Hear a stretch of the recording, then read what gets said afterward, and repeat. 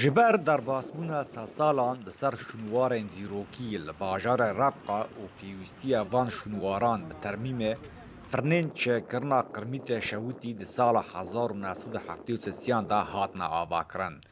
Ji bo çêkirina kelpîçên gustûra Reqqa, qonaxa Keçikan û mizgefta Kevin ku li ser destê Xelîfê Ebbasiyan Harûn Reşîd hatibûn avakirin bêne parastin. Lê ji ber ev şûnwarên dîrokî di şerê rizgarkirina bajarê Reqqa de hatine wêrankirin, ji nû ve pêwîstî bi kelpîçên qirmîtê Şewitî çêbû.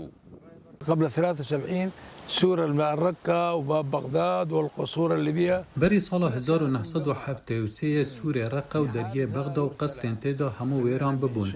ما دست به آوا کرنا دو فرنان کر و دست به درست کرنا کلپیچ قرمی دی کر. جبرکو پیوستی به تمام کرنا سوریه رقه هبو و پیوستی به صدان هزاران کلپیچان هبو.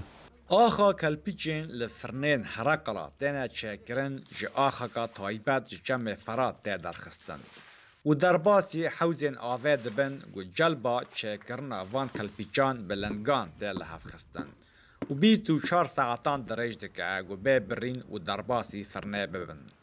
هذا الطوب يصنع من اف کلپیچه جه آخا چمه فراته چه کرن کو پیوستی با آخا پاقش هیا و هندک قمه و هندک جه خوی تولید کن جبر کدام اف مادانه دشاوتن کلپیچ قایم دبه و پشتی 24 ساعتان جه شاوتان دناوی دخنه ناف آوه دا. Ji bo goşûnwarên dîrokî wek xwe bimînin û tu guhertin di avahiyên serdama Abbasiyan û Bêzantiyan da çê nebe, şêweyê çêkirina kelpîçên li firnên Hereqala niha tên çêkirin wek şêweyê çêkirina kelpîçên qirmîtî di serdema Bêzantiyan da ye. فنفس الطريقة اللي كانت به همان شویا بغدادی و عباسیان اف کلپیچه تی چه کرن چه جماده هاتی بکار اینان و ریا درست کرنه او همان شویا کار مه نها لفرنا هرقلا تی چه کرن دما کو خلیفه عباسی هارون رشید هاتی رقه و دست با آوا کرنا سور و قونا خان کر فرنین وکووانا چه کرن Niha li bajarê Reqqa ji çar firnên çêkirina kelpîçên Şewitî bi tenê du di kar damane. Ku du di şerê Daişê de ji kar derketine. Lê çêkirina kelpîçên qirmîtî û termîmkirina şûnwarên dîrokî berdewam e.